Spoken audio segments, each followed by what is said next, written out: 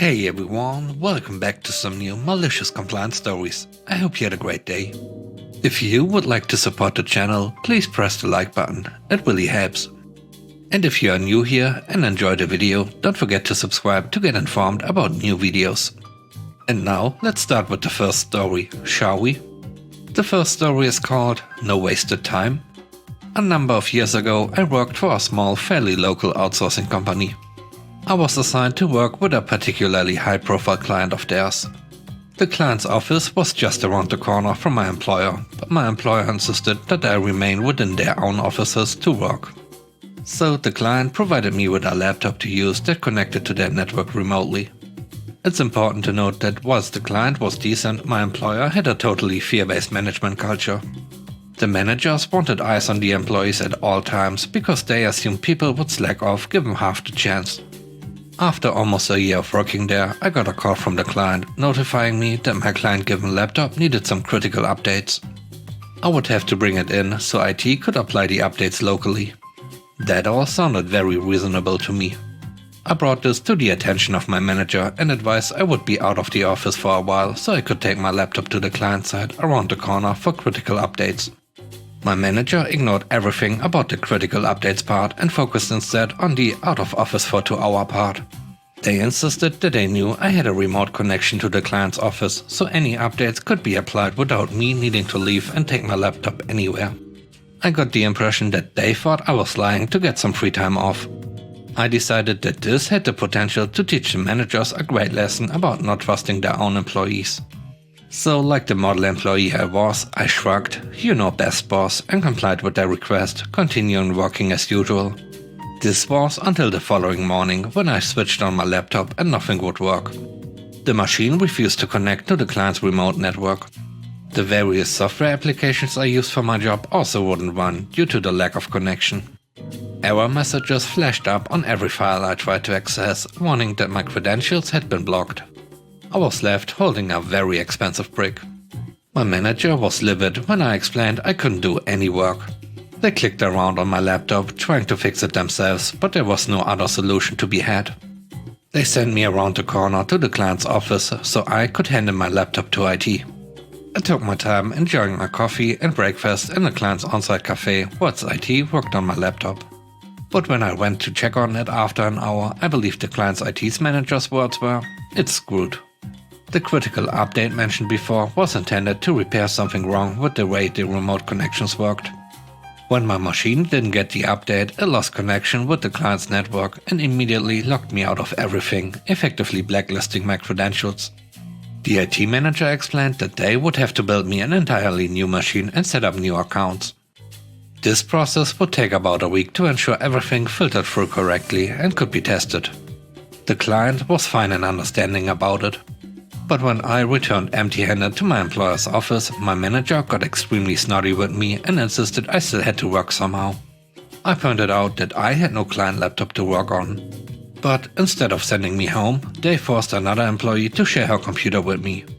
For the next week, my colleague and I shared her computer, 1 hour each at a time. As I had no access to any of my files or client data, all I could do was the barest minimum of work, sending a few emails from my colleague's account.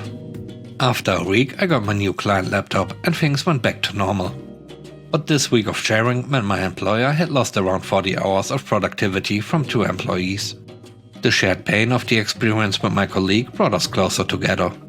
And when my employer lost their contract with my client a few years later, she had me get a new job with my employer's competitor. The next story is called Don't Want Me to Leave Early.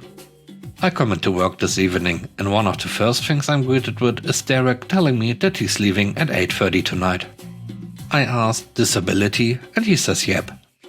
Anyone who knows someone or is themselves on disability knows that the disability people don't screw around. 1 minute over your allowed hours for the week and you could lose your check. Anywho, I didn't think the wiser until Derek follows up with the fact that last week Mike had been nitpicking him about leaving 30 or so minutes before the end of his shift. We are a closing crew in a grocery meat department. Once our stuff is clean, we are pretty much done and leave early unless you're a full-timer like Mike who has to stick around to get their hours. Derek even tells Mike, "I'll leave before the shift ends earlier in the week so that I can stay and help until we are all done later in the week when we are at our busiest." This is pivotal because the store manager likes to close on Fridays to make sure we are ready for the weekend. He typically annoys us about making sure the meat wall is stocked before we leave. If he comes in the next morning to an empty wall, he raises hell. On a good night, Derek would finish first and top the wall off before heading home. Cue the malicious compliance. This week Derek worked his full shift every evening, wouldn't leave a minute before he was scheduled.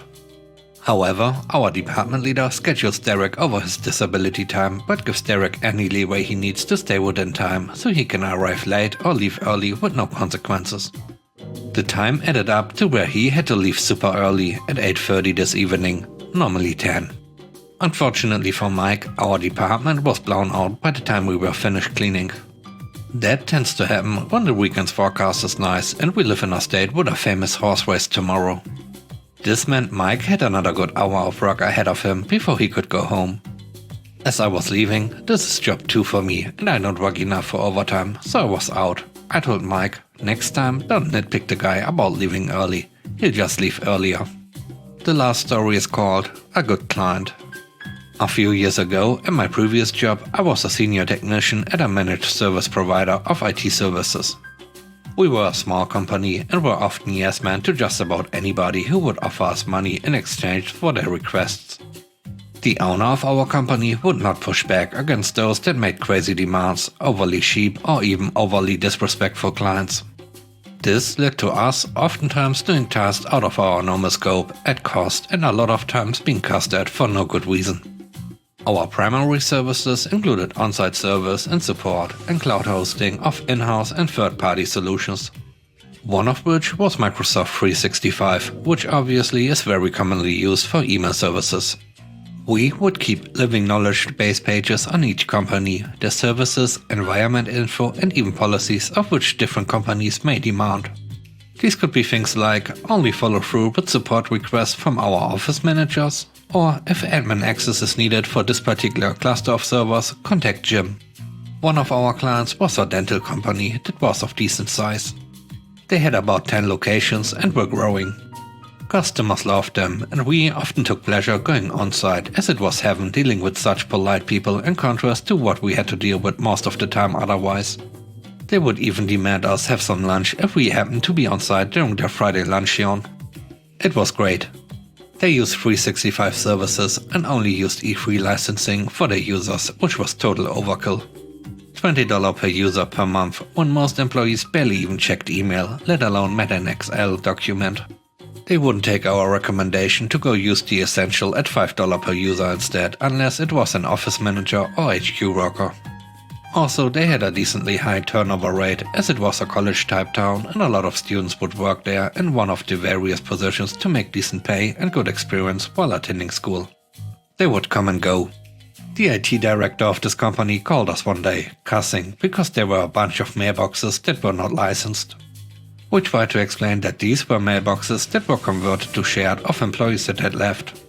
Doing so allows us to remove the license of the mailbox while keeping all of the mail intact and very easily accessible if we need to delegate access to someone who needs to review. You basically get to archive the mailbox for free. He barely let us even speak and the tech who actually took the call was flustered, so I took it over completely. Using my best, well-seasoned customer service charm, I tried to explain to him the same, yet to no avail. They had 180-ish unused mailboxes that he wanted us to convert to a user box and add one of those premium I'm drinking Stella in a fancy glass licenses at $20 a pop per month. He resorted to personally insulting me, telling me I'm a tech who got promoted too fast and I should try a 4-year school next time, and demanded it be done right away with no specifics on how it be done. Bless your heart, man. Okay, we'll do it. Luckily, we record the calls. Also, I'll make note that this company has a policy that we are not allowed to use PowerShell. For those that don't know, it's a terminal that allows us to perform actions by command line. We can write scripts for special tasks or even do things in bulk, saving lots of time. I knew this very well and I begged them repeatedly to let us use PowerShell in the past, to no avail. So we ordered pizza in the office and got to work. We converted every last mailbox to normal and licensed it. After we finished, we even had a contest to see who could frisbee Office 2003 discs the furthest, since we had a binder full of them as well as a few other goofy games for about a half hour before we dipped out. It was a fun late night at work in the end. A month or so rolls by and our accountant had sent out all of the invoices to our customers on that fine second Monday of the month. Our dental commander called us at 12:03 PM, 3 minutes after he would have gotten his and he had blown a head gasket. He finally saw the bill for the additional 180 E3 licenses plus taxes and fees. He was threatening to sue me and my 2 co-workers if our owner didn't fix it. One thing about our pushover owner is that he didn't take kindly to someone insulting his workers directly, as he took it personally since he interviewed everyone himself. He listened to the call recording after we begged him to do so. He did not like what he heard from IT Commando. He didn't give in, and he even added a little razzle-dazzle that we had never seen before. He even noted that because it was a written policy that we can't use PowerShell, we should have built the request as a project since they demanded it to be done in such a short time and was not a normal support request. In order for us to remove the licenses, they would also have to have this done at the same project rate, and they would have to pay for the bill as well as the 2 projects now, or we wouldn't touch it. Our project rate was $125 an hour for junior techs and $175 for senior techs. It was going to be about 2 hours per head, all at the senior rate for each leg of the ordeal, so about 12 hours all in all, as there were 3 of us.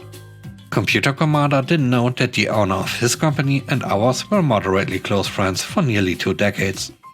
They would occasionally play golf together, or whatever company owners do when not at the office.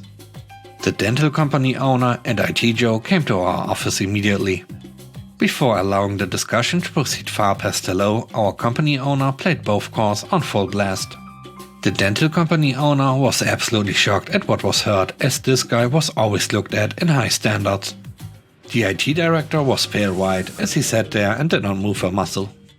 He immediately told the IT boy to call an Uber back to the HQ and to stand by in the conference room. He wouldn't be driving back with him. He apologized profusely to us techs, nearly in tears it seemed. He wrote a check for one of the projects and the bill. We agreed to undo the work for free as he was a really good client of ours and was always nice. He gave us each $100 Visa gift cards the next week and bought us lunch in our own office a few times, all out of his own pocket. And the IT director was fired as soon as the owner of the company got back to the office. He entrusted us to make love to his IT systems while he found his replacement, who was ultimately better in every way. They took every recommendation of ours, including reducing the license types for the majority of their workers, while confused as to why this was ever a debated topic. That is the one company I'd fully miss in my last job, a good client. Thanks for watching the video. I hope you enjoyed it. Have a great day. Bye bye.